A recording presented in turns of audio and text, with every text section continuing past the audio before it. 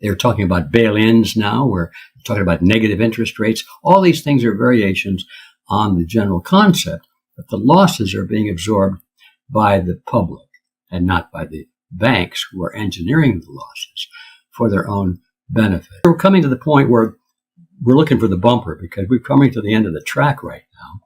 And and they're going to be huge losses. I mean, so much greater losses than anything we have ever seen.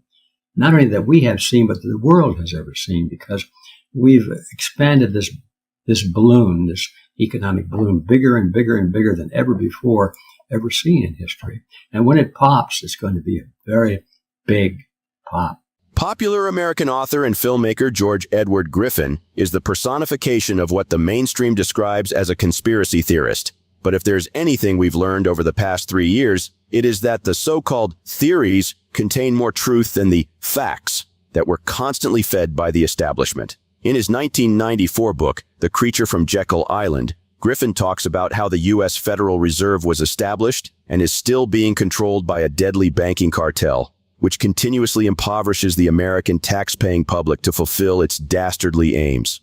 According to Griffin, there is an established and well-defined identity and community of interest between a few leaders of finance, which has resulted in a great and rapidly growing concentration of the control of money and credit in the hands of these few men. The Creature from Jekyll Island was written almost 30 years ago, and the issues described have not gotten better. In fact, they are much worse today. The financial moguls, as Griffin describes them, are not really bankers, but they control the global banking industry and make trillions of dollars annually by creating money out of literally nothing. They create money out of debt and charge heavy interest on the money they created out of nothing. They've carefully designed the system in such a way that they get all the gains when the system is thriving. And when everything goes wrong, they have their lackeys in the government declare bailouts, so they remain completely unaffected. It's a huge scam that Griffin says has been going on for hundreds of years, way before the creation of the Federal Reserve. Griffin also notes that the name Federal Reserve is a complete hoax to further fool Americans. It's neither federal because it is not controlled by the federal government, but these financial moguls. Nor is it a reserve of any kind. But there is only as much inflating and creating money out of thin air as can be done. This is why Griffin and other sound money advocates believe we have gotten to the end of the road for the current financial system. According to the 91-year-old author, hundreds of millions of people would be completely devastated if we allow these people to continue to run everything into the ground. During a recent interview with Commodity Culture's Jesse Day, Griffin also stresses the importance of gold and silver in the next phase of global finance. According to him, when the collapse hits, your gold and silver might be the only things you can fall back on. We will now bring you clips from Griffin's interview. Please ensure you like this video, subscribe to the channel, and turn on post notifications for more videos. Thanks and enjoy. Yes, it was part of the design, Jesse, from the very beginning, the way they structured this Federal Reserve Act, which, by the way, they designed that and discussed it on Jekyll Island, a private meeting that they held at this privately owned island called Jekyll Island in Georgia. And they discussed during that meeting at great length, well, how would this whole thing work? And it was clear that they were talking at two levels. A part of the time they discussed how it would work for them. And the other part of the time, they would discuss how they would conceal that fact, how they would describe it to the public and to the politicians, so that the scam part of it would not be evident, and it would appear as though it was right for the interests of the American people. And of course, it's, if you have wordsmanship and have maybe a couple of attorneys on your payroll, you can make any evil thing sound like it was really for your own good. And that's what they did. And so, part of the discussion was that they knew that this system would eventually be very, very costly, and it wouldn't work. It wouldn't work for the purposes as it was described, which was, they said, this will stabilize the economy. This will preserve the purchasing power for the American public. They knew it wouldn't do that. These people were smart. It was their profession. They knew that better than anybody. I had to figure it out, but they already knew it. And And so they had to conceal that fact. And they said, well, when it happens, we've got to pass it. The losses within the banking industry are going to be huge, but we have to pass them on to the taxpayer. Because if we won't be able to handle the losses, because we'll be bankrupt if we are stuck to be responsible for our own losses. So they designed the system so that it could be passed on to the taxpayer in a form which we now call bailouts or bail-ins or subsidies. We have a lot of different names, and it takes slightly different forms depending on the popular flavor of the time, the political flavor.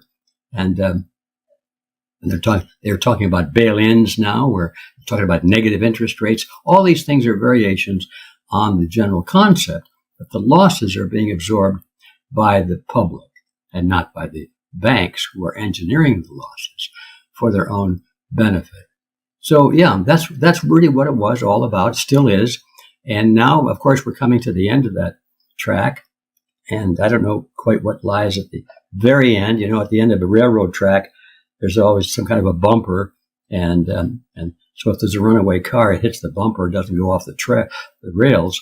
Well, we were coming to the point where we're looking for the bumper because we're coming to the end of the track right now. And and they're going to be huge losses. I mean, so much greater losses than anything we have ever seen. Not only that we have seen, but that the world has ever seen, because we've expanded this balloon, this economic balloon, bigger and bigger and bigger than ever before, ever seen in history. And when it pops, it's going to be a very big pop. And I'm sorry to say, millions, if not hundreds of millions of people are going to be devastated by it, all the way from to be wiped out economically. And for the most part, they'll be thrown at the mercy of their torturers, their victim, their enemy. The people that have done this to them will now be turned to and they'll say, we'll help you. Yeah, the system is terrible. Now we have a central bank digital currency. That'll be the salvation. And the people who are on the streets struggling and starving, they'll say, oh, thank you. Give us the central bank digital currencies. That'll help us. Thank you. Oh, I'm so glad you're there to help us. And that's how the scam works. And it makes me sick and angry.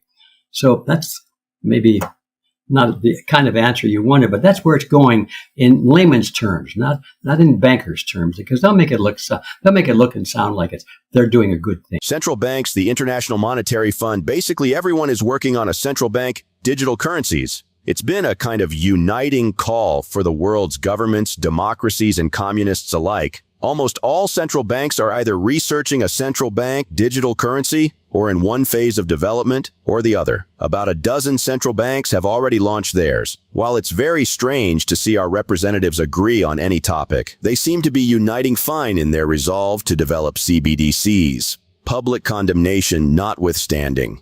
In the 1994 book, Griffin also described a time when the dollar will tumble and foreigners will no longer want it. Here is a direct quote. As long as the dollar remains in high esteem as a trade currency, America can continue to spend more than it earns.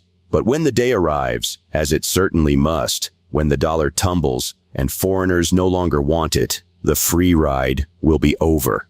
With the events of the past year, we can confidently say that the future Griffin described about 29 years ago is here, and great financial collapse is upon us. Here is Griffin describing how you can protect yourself and help the world stop those determined to impoverish us all. It's very important to have physical possession of gold and silver and other items of tangible value, because when the wheels come off of the wagon, and they're coming off now, they're really wobbling, they're coming off, and the wagon doesn't roll anymore, how are people going to conduct any semblance of economic transaction?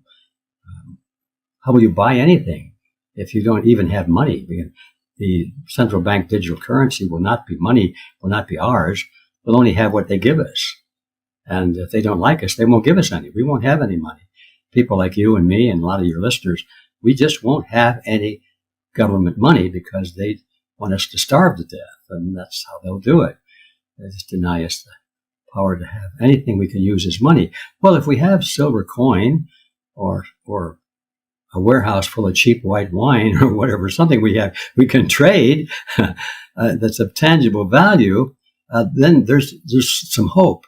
So it's important to have money that, and things like cigarettes has always been used as money, you know, and anything that has value, bags of sugar, flour, bread.